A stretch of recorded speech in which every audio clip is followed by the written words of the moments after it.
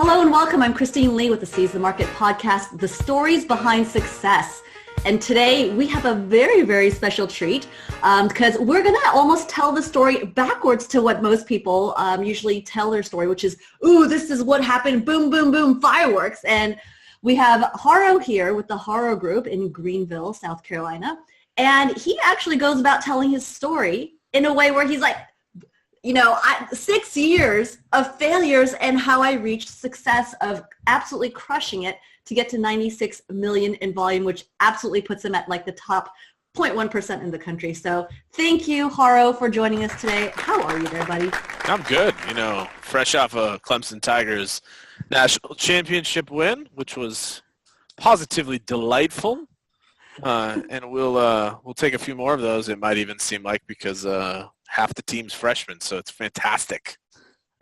Nice. So I'm glad you're not rubbing it in for anybody, including the gear and all. So no. I mean, I wear an orange hat to work every day.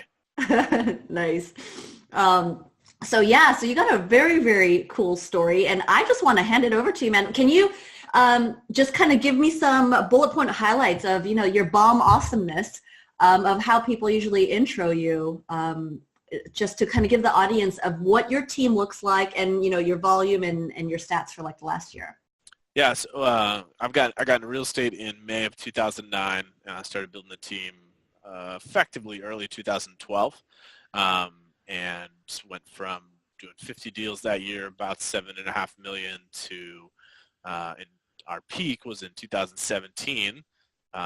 Peak so far was in 2017. We sold 478 houses, 96 million. We actually slowed things down last year and downsized a little bit. Got out of business with some people we didn't need to be in business with, and then focused a lot of time in shoring up our administrative and kind of our infrastructure and systems last year. So we sold 73 million in 2018. It was about 360 homes.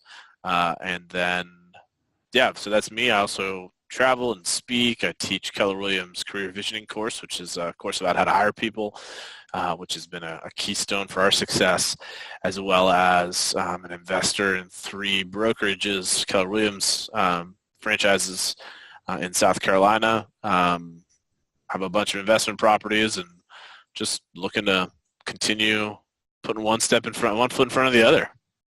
Yeah, man. I mean, because you've started from ground zero as a solo agent, right? Actually, I started as a buyer's agent, so that'll be part of the story I tell here today. All right. So buyer agent and kind of made your way through to now. Are you in production at all? I'm not. Okay. So you got a team that's doing both buyers and seller side, completely taken off your hands. And what do? Just show up and show your pretty face and say hi, wear your orange hat? My job is to be the face of the company, to stay abreast of what's going on in the industry, to maintain high-level relationships with local leaders as well as industry leaders, and then be on the search for talent at all times. So that's effectively my job description, and just be the kind of the vision and energy for the company. All right. So I'm just going to hand the baton over to you now and let her rip, man. Tell us your story. What's going on? How did this happen? Yeah. So, you guys have the slide up there, and it's kind of just a quick picture of what we've been able to accomplish in 96 million, 6 years was 1,100% growth. We actually ended up being Inc. 5,000 fastest growing companies in America recipients because of that growth. And what I discovered along the way was really what I felt like is, people would be congratulating us and patting our back, and I just really felt like, man, everything's kind of a mess. Like, we screwed this up. And it was just like, I heard someone say one time that, success is really just going from failure to failure without a loss of enthusiasm. And I really feel like that's what it is. And yes, we've done tons and tons and tons of things right and correct, and I'll talk about a little bit about that today. But sometimes what I realize is, in the world of real estate, we see a snapshot of where someone's at now, and we don't really get the backstory and the context. So I always start when I'm teaching this live or presenting this live. I go back and talk about kind of the story previous to real estate. Until getting into it. What prompted you to approach your story this way? I mean, how did this whole telling of your story come about? I mean, people just, they would ask what I taught, and I just kind of put something together because people wanted to hear from me after we were able to accomplish some of the things we were able to accomplish. And I said, well, let me put it together. And the only way I could think about it was, yeah, it's been successful and looks great on the outside. And there's just a lot of things that we've screwed up along the way. And I got kind of tired of, there's a lot of um, bullshit, frankly, in the industry where people tell stories and you don't ever hear anything bad. It's always good. And you're just like, you feel like a loser because you compare yourself to them. And you're like, man, they're getting everything right. And then my business sucks because I screw up everything. And then you come to find out that actually they're full of crap when they're talking, and they just only tell you about the good stuff. And frankly, sometimes some of what they say is actually just not even true at all. And that's not everybody, but certainly I think there's a good bit of hubris and ego in the industry that lends to that. And I said, I'm just going to give a different approach to this. Let's just talk about all the things we screwed up. And we're going to intersperse in there, because clearly some things went right. We're going to intersperse in there some of the lessons we learned along the way and some of the things we feel like we did right. So that's kind of where this presentation came from. Is just, let's be real, let's be real. I love it because, I mean, yeah, and that does happen all the time where, you're comparing your insides to other people's outsides and you're like, dude, it's not lining up. I'm like totally jacked up compared to that, and it's an unrealistic standard. So you're just going to pour out your insides, show all your innards, and yeah. So pour away. Yeah. So I just always tell the story of what my story was previous to getting into real estate. And I was born, again, feel free to stop and ask questions anywhere along the way. But I was born in Boston, Massachusetts, grew up there. Basically, my single mom raised me. And when I graduated from high school, my mom had made it clear to me that she was able to pay for a good private school when I was in high school, but that she wasn't going to be able to pay for college, so I had to pay for college on my own. So that's really how my kind of the foundation was laid for me discovering the world of sales. I was a freshman at Bob Jones University here in Greenville, South Carolina, and overheard, it was October, and I overheard a girl that was friends with one of the guys from my hall talking about a summer internship where she had earned $14,000 the summer before. So this is 1995. $14,000 would completely cover room, board, and tuition for the entire year. And I was like, I wonder if that's actually legal, whatever she did. You're like, did you go to jail that summer? Yeah, was there handcuffs involved? Yeah, handcuffs or anything unseemly. And come to find out, she had a direct sales internships where she sold books door to door, educational books and Bibles, door to door during the summertime. And I just like, oh, tell me about that. So I actually went to an informational interview. Later that day, interestingly, the sales manager for our area was in town that day, and I went to an informational interview, and I looked at it, and I was scared to death.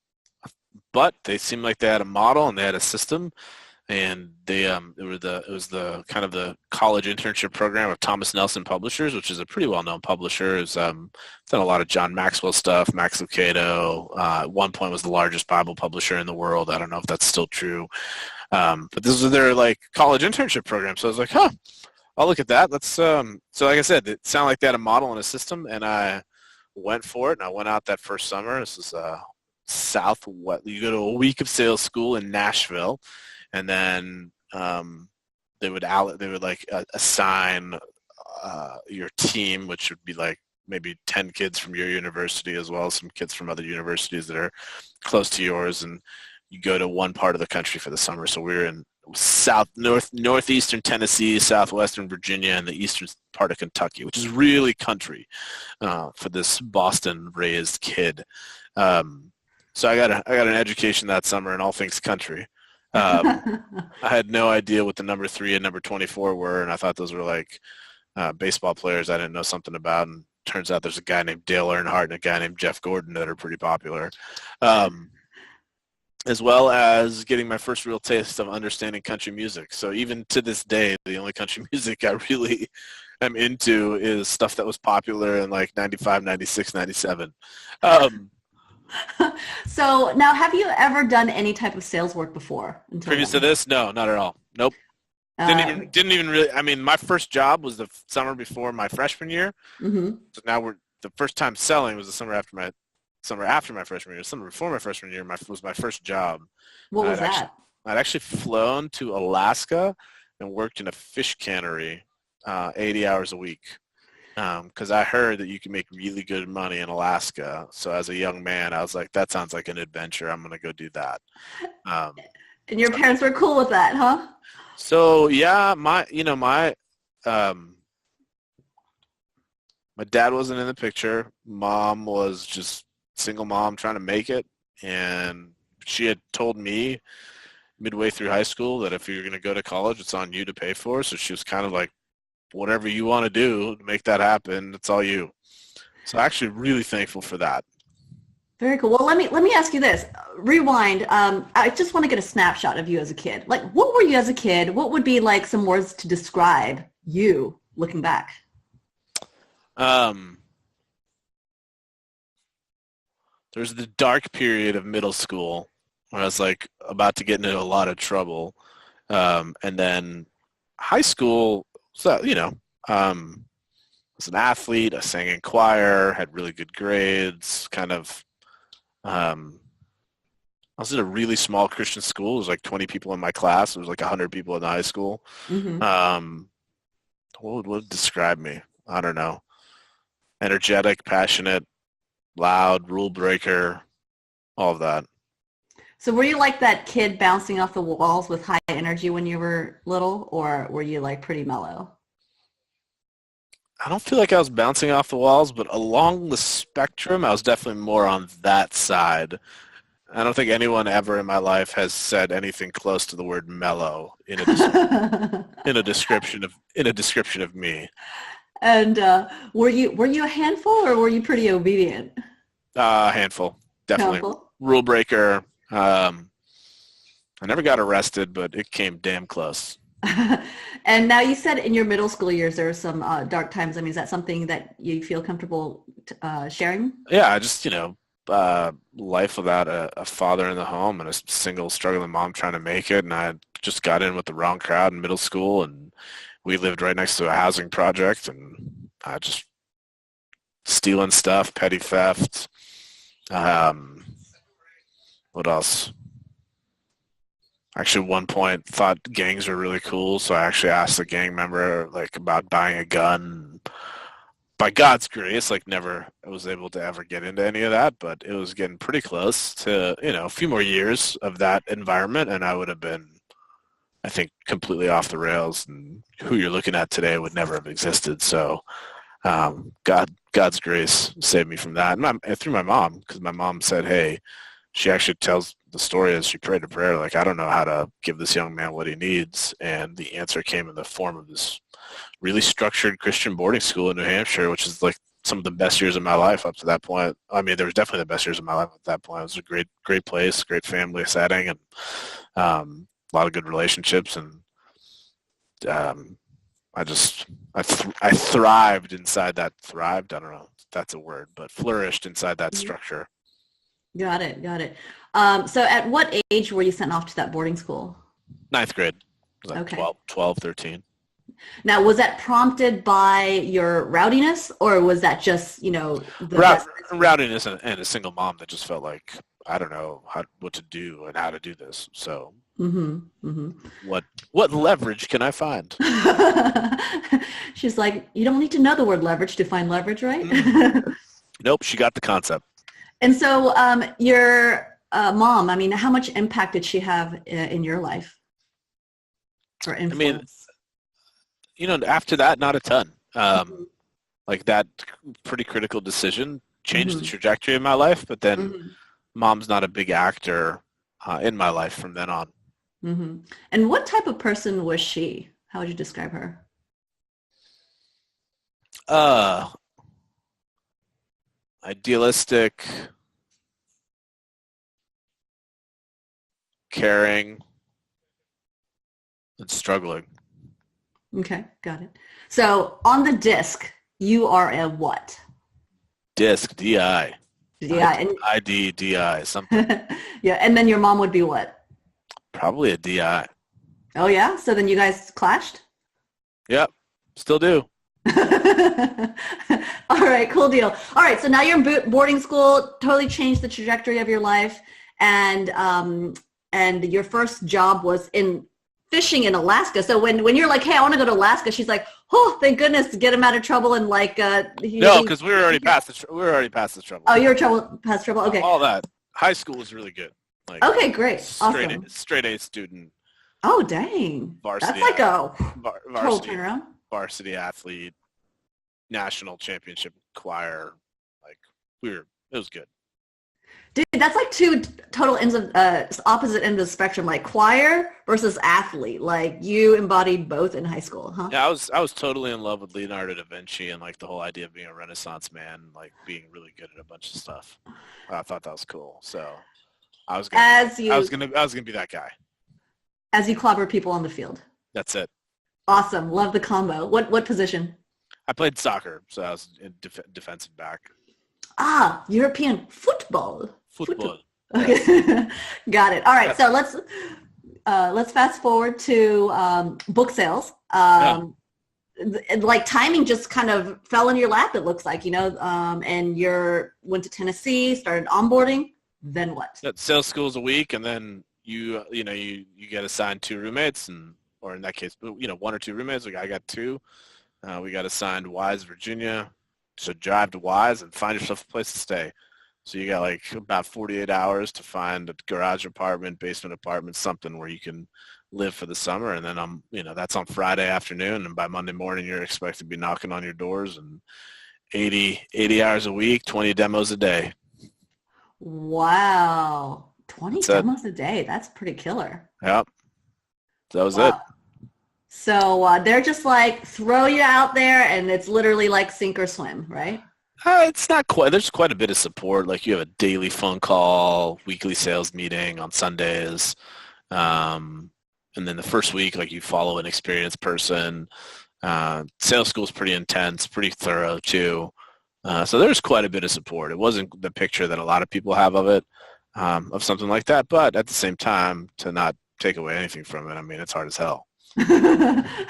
Right. By the middle of the summer, my 2 roommates were like drinking every night, not going to work at all during the day. And I think they both ended up going home, and I just duked it out and finished that summer.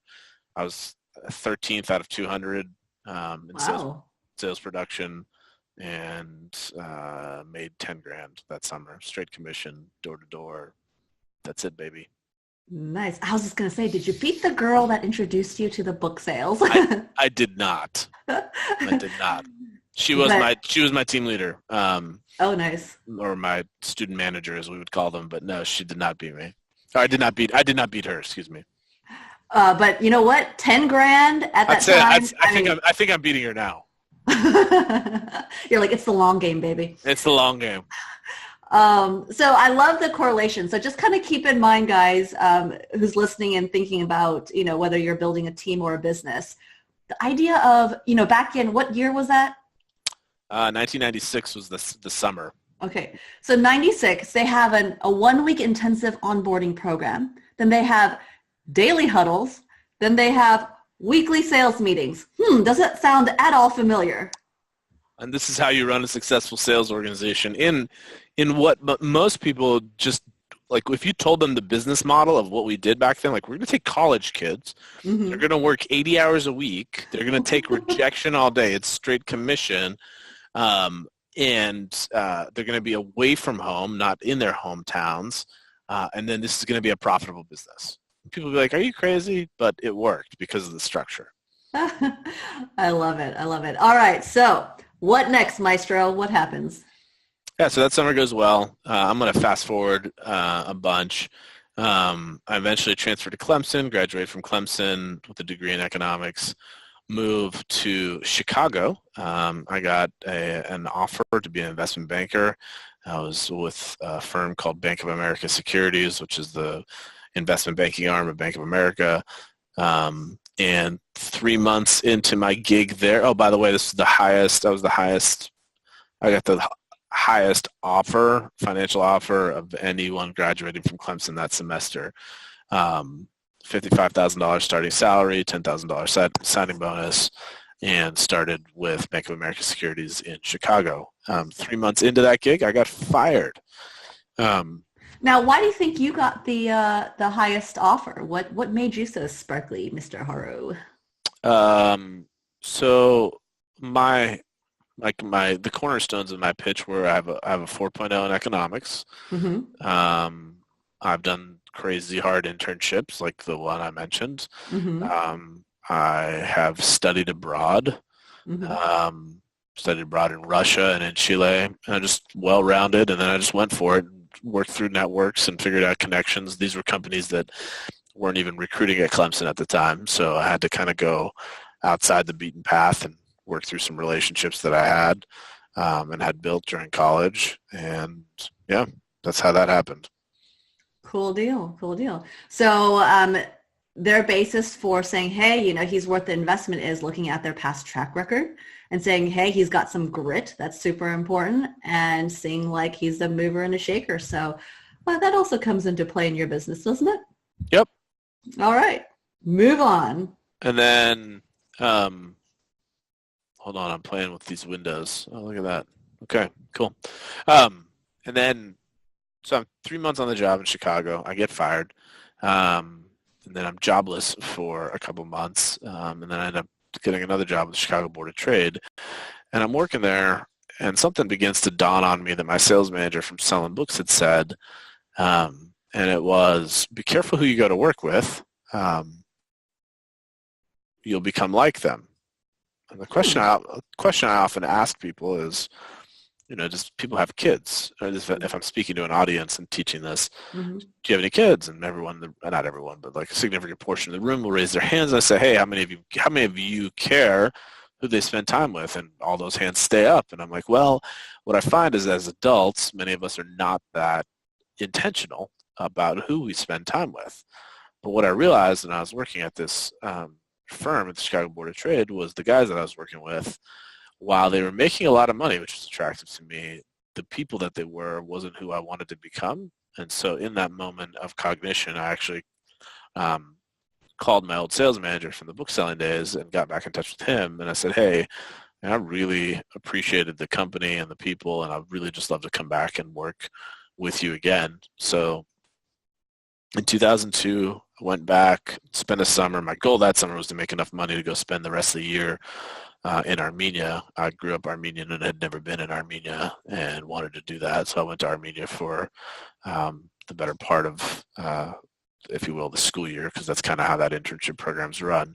Mm-hmm. And then I came back the following year, spent another summer, and then turned into a full-time recruiter and sales manager. And for the next 6 years I lived in Greenville and recruited kids at local universities as well as one in Columbia. So there's 4 total universities that I recruited at for the next 6 years. And my teams were always top 3 in the company, and I was one of the top salespeople in the company. So I would produce, and then my teams would produce, and I was responsible for training them. And based on how well they did, I would make an override. And sound familiar? I'm like, oh my gosh, Haro, it's like deja vu. Have you heard of this model somewhere? Yeah. So that was it. Very cool. Now, just out of curiosity, your first job, you got fired in 3 months? Yeah, sure did. What happened? Without going into like using a bunch of time, I took a shortcut that I thought was totally fine. Uh-huh. And evidently it wasn't. So okay. The interesting part of my story is I've been some version of fired 1, 2, 3, probably 5 or 6 times in my life. Mm-hmm. Mm-hmm. Whether it was being kicked out of graduate school in 2006, being kicked out of a business fraternity, fired from my first job out of grad school, fired from my first job in real estate, and then there's a couple others in there too. So it's a pretty good track record. Turns out I'm really unemployable.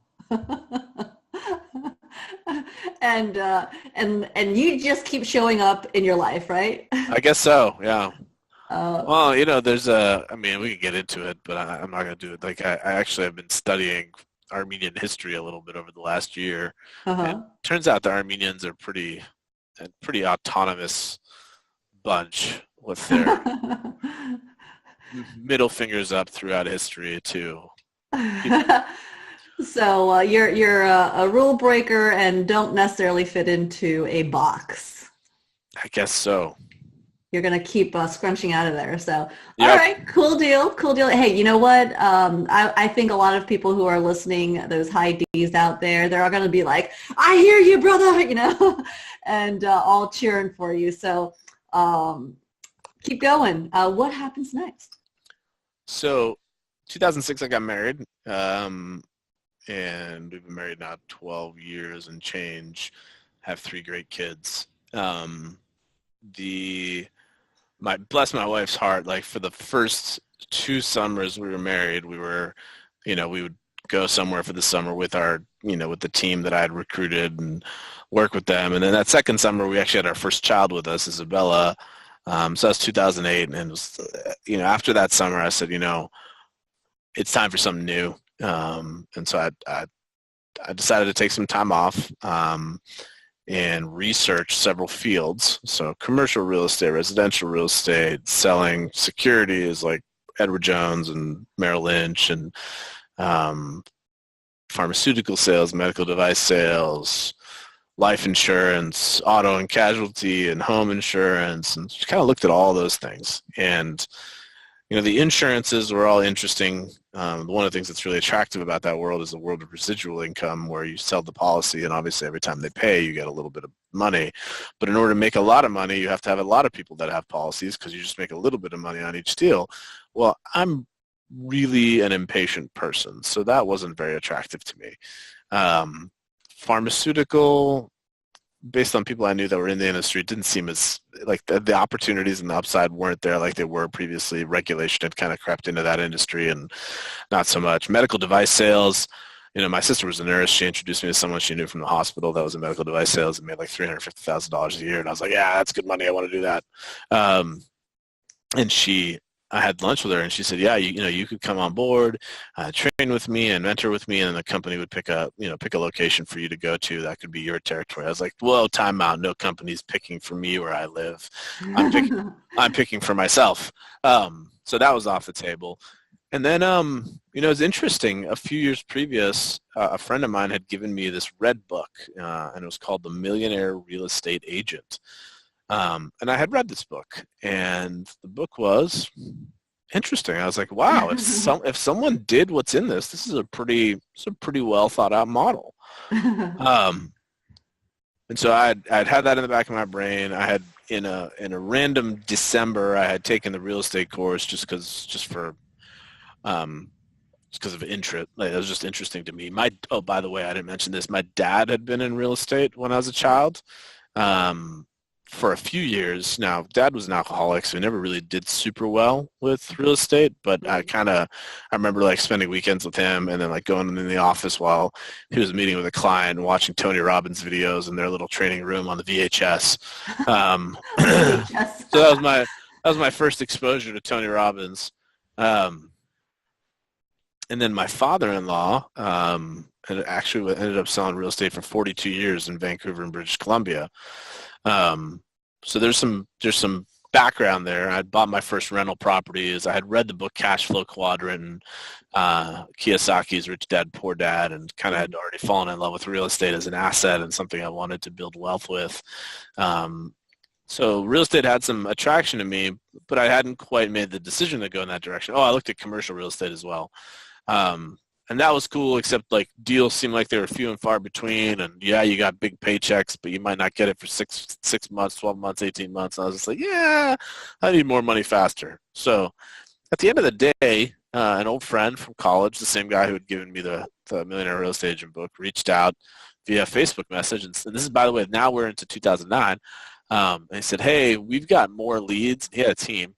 We've got more leads than we can handle. Do you know anyone that wants to get in real estate? And I said, well, that's funny. I've been thinking about it. Let's talk. So we talked and May of 2009, I'm a licensed buyer's agent on a team. And that's the beginning of the real estate career. Uh-oh, sounds like some walls that you're going to be breaking there, buddy. Um, so then you join as a buyer agent. What were you thinking? So, okay, you know what would be helpful? As people are hiring, right? So you as an intelligent professional, Yeah. what were you looking at when you were exploring options of being an agent? And what landed you as a buyer agent on a team? In this case, I really didn't look at anything else. I had a previous relationship with this person. I didn't look at any other brokerages. This person had already given me the book 2 years previous, and we just had a previous relationship. I didn't know him super well. It's not like we weren't tight or anything like that. Didn't run in the same circles. Just someone I knew from college. So yeah, and then when he just reached out and asked me who I knew, and I was like, yeah, I'd be interested.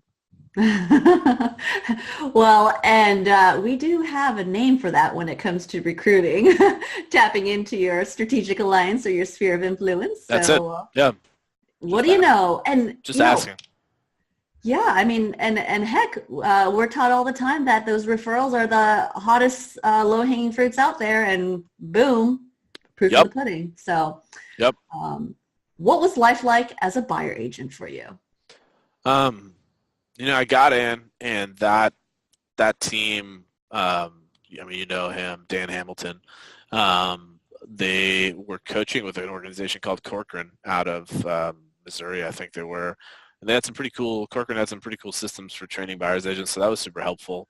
I sold 33 houses in my first 12 months in that role, and that was, I think there were 7 or 8 agents on the team, and I was number 1 within 12 months. Mm-hmm. And people would be like, man, how'd you do that? And I was like, well, I showed up at the office every day at 8.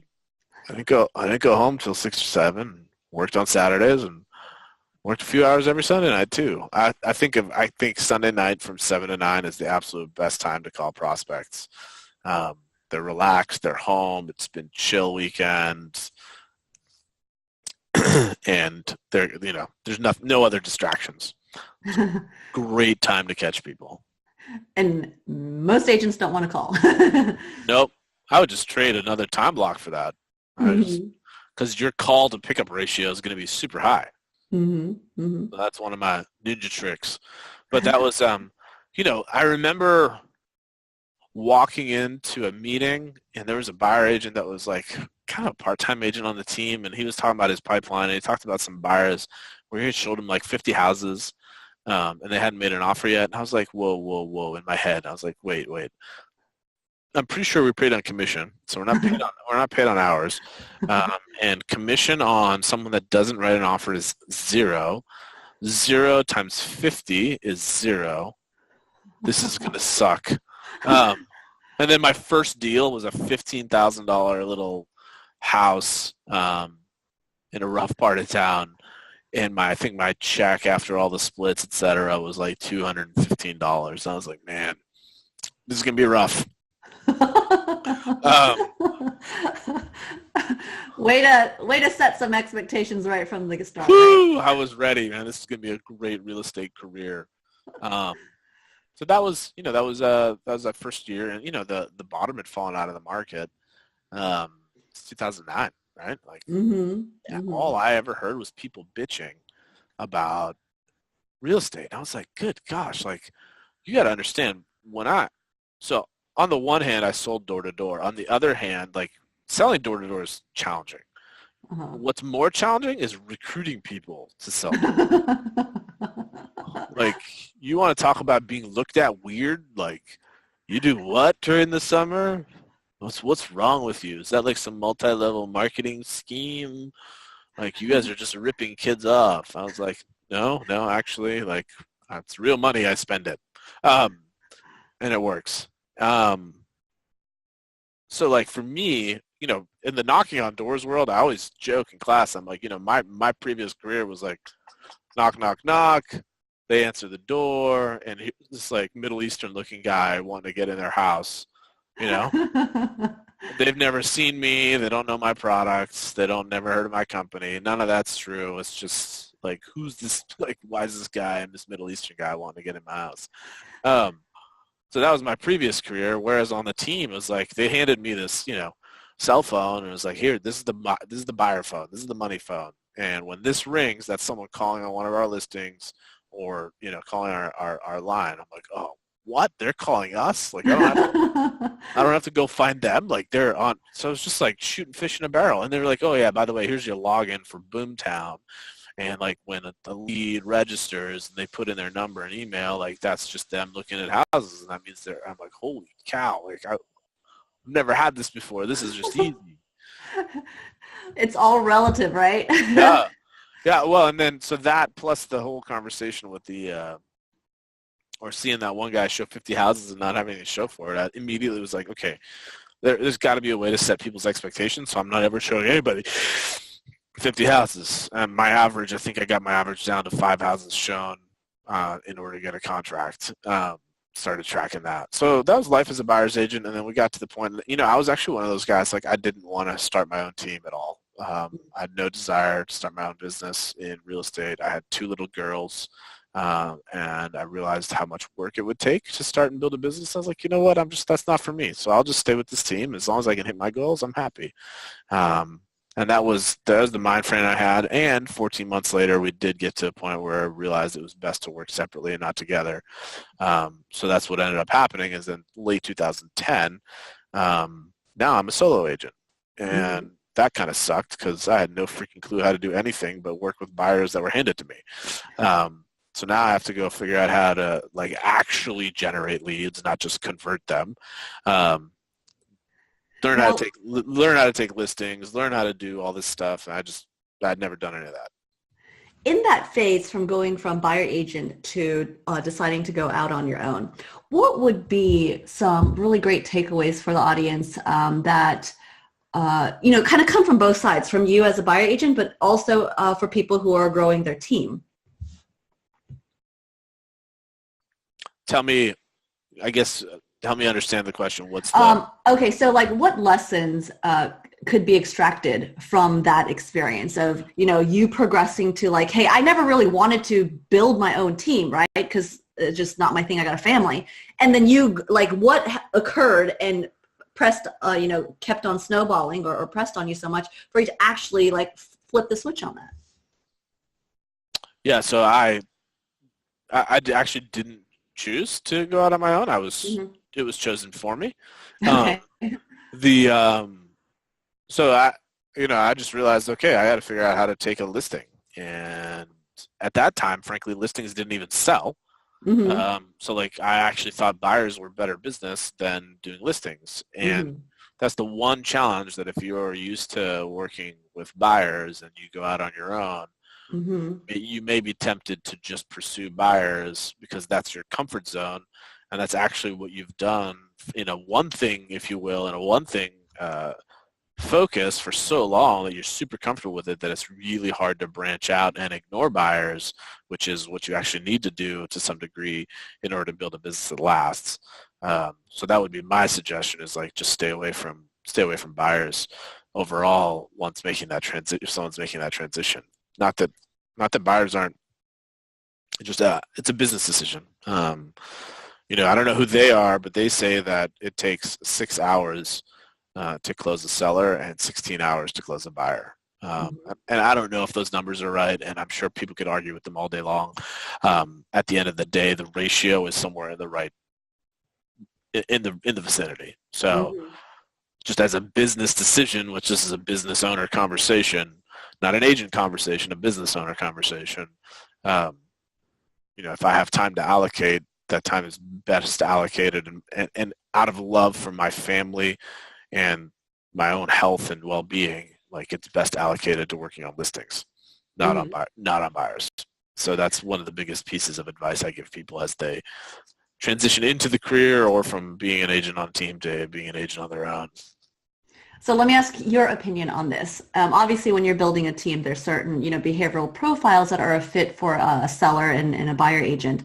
Now, as an agent going out on their own, do you believe there is such a thing as, hey, because of these profiles and these tendencies that there is a solo agent not designed to take listings, or do you think everybody should have that focus? I suppose it depends on what they want. I mean, what do you want? What does someone want? What does someone want for the long run? If someone wants to, sell 20 homes a year and never do anything more than that, I'd still say 2 listings, because that 20 homes will take you, if you will, if we use the numbers I just said, 120 hours versus 16 times. Now, if you just enjoy the process of working with buyers, I mean, there's some value to that too. So that may be that's worth something to that individual. So go do that. But understand that that's not a good business decision. As long as you understand that's not a good business decision, but it could be a good life decision because it brings you joy, that's fine. Like, that your value may be the joy and not necessarily the business value of it. That's fine. But just understand clearly the decision you're making. So when you went into get sellers mode, was it after realizing that it was a good business decision, or was it just like, oh, now I have both, I have to learn? No, in fact, as we get into the story on the future episodes, it took me a while to realize how important it was to get sellers. Because one of the first things I did was I bought one of these, because I was so used to the internet lead generation system that my team had, which was Boomtown at the time, which at that time was exclusive and I couldn't have it in my market. So I went and bought something else, and I drove buyer leads to it, and I used those buyer leads to fuel the growth at the beginning of the business, as well as Sphere and stuff. But I never was really that good at working Sphere right out the gate, because the team really didn't teach or train to it at all. We were given plenty of leads from the team, so we were working on those. The hard part, and I tell this part of the story, is that I left the team, but every deal I was working at that time, so from January to August of 2010, I had closed 22 deals. And then from August to December, I closed 6, but every single one of those 6 were still split with the team, so I was making very little money, but now I was having to fund everything. And I didn't know how and what to do. So actually, by Thanksgiving that year, we were about $50,000 in consumer debt. So I looked at that, and I was like, oh my gosh, I don't know what I'm going to do. Yeah, so I just got with my wife, and I was like, hey, baby, I got us into this hole. I'm going to get us out of this hole, whatever I got to do. If I got to stop doing anything outside of work, our church life and stuff, like we were leading a small group in church, I was like, I'll just put it all aside, and I'll just work 100 hours a week until we're out of this hole. And by God's grace, we didn't have to do that. But 2011, I sold 36 homes. This is my first full year as a solo agent. And, and by the way, I'm 50 grand in debt, and I hired a coach and my first assistant in that moment. Because that seemed like a financially sound idea. to me it did, because I knew that if I am spending time on administrative work, then I'm not spending time going and getting business.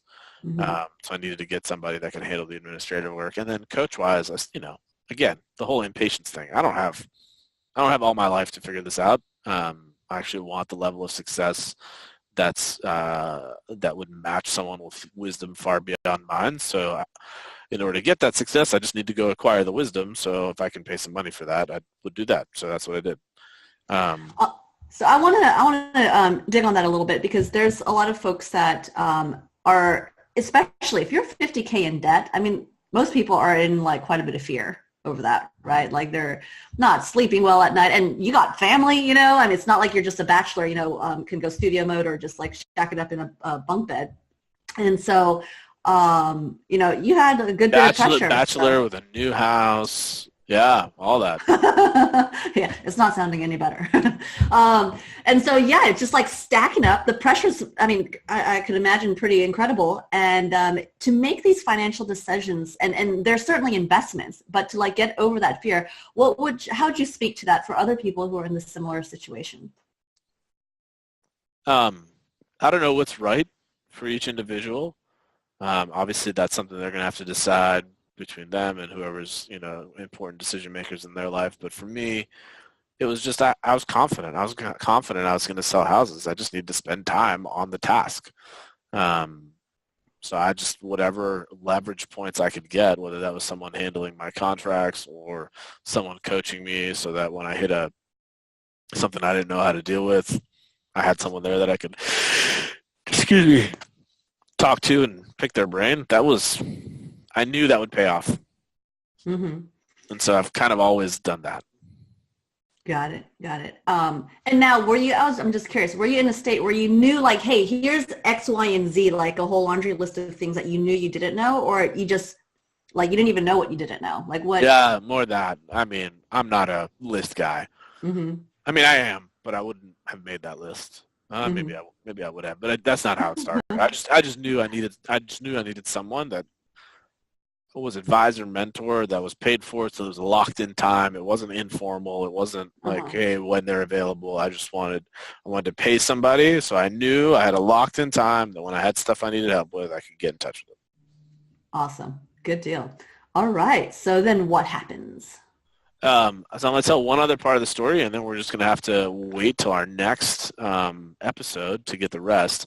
The other part of the story that's interesting, that makes a huge difference in the future, is that in 2009, so the person whose team I was on was actually the operating partner of a Keller Williams office in my area, and him and the team leader or the CEO of the office, so he was like the boss of the CEO. Those two guys, overheard them talking about launching a new Keller Williams office down the road in a town about 35 miles away, Henderson, South Carolina. And I, with all the credibility and confidence of someone that is a buyer agent who'd been in the business 6 months, just said, hey, could I invest in that? And turns out I ended up getting an opportunity to become an investor and a partner in that, which adds some interesting things to the story later on. But that was a game changer for me as well, because that in 2011, when I had been off the team and I was on my own, and I was questioning, hey, do I need to stay with Keller Williams or do I need to do something else? And that's when our region was kind of doing a compliance check, and every investor in a market center had to go to this course called Franchise Systems Orientation in Austin. And so December of 2011, I go to Austin, and I hear this lady named Mo Anderson teach this class, Franchise Systems Orientation. And I will tell you that was the first time that I realized the value of Keller Williams and the organization that I was involved with. And I was like, wow, this is a really cool place, and I can reach all the goals that I want within this organization, and I actually feel like I can get there faster than doing this on my own. So I'm going to be part of Keller Williams. And that was actually one of the things my coach had challenged me to decide, like, are you staying with Keller? Are you going with another company, or you need to do your own thing? So that's when I decided to stay with Keller. And it was at that event that I met some people that I was like, wait, these folks are my age, and their teams are selling 400, 500, 600, 700 homes. And the biggest teams in Greenville at that time were selling like 200, 250 homes. And I was like, I New bet. possibilities. I bet that if we tried that, it would work in our market. So that was kind of where my brain was stretched a little bit more. And so yeah, 2011, sell 36 homes. 2012, make my first full-time hire. Middle of 2012, make a couple of buyer agent hires. By the end of the year, we're 4 people. We sold 50 houses. The following year, we sold 124 houses. Then in 2014, 185, 258, 412, 478, and then 360 this past year. So that's been that along the way. I've picked up a bunch of rental properties, as well as residential rental properties, a bunch of commercial properties. Profit share with Keller Williams. I effectively work for Keller Williams for free. I make about $25,000 a year in profit share, and then an investor in 3 market centers. So that's kind of the story. And then on our next episode, I'll walk through some of the places where I feel like we failed and some of the things we learned along the way. And we've got, I think, another 2 or 3 episodes to do together. Absolutely. So thank you so much for sharing. And for those of you listening, this is a series. And we're going to have a total of 4 episodes and diving deep into what made Haro successful, but also what are some of the biggest failures that he's made, the stuff on the inside, and not from a, he's so horrible standpoint, but this is real life. This is how it works, right? And so if you're experiencing similar, worse, better versions of it, hey, that's part of the process. It's okay. You will survive. And it's perfectly normal. So what's your biggest aha from today? Is that I didn't know about all your background in sales. That was interesting to find out about, as well as kind of seeing, patterns that show up, in the fact that, hey, you're like, oh, you can do that, and you just kind of like go for it.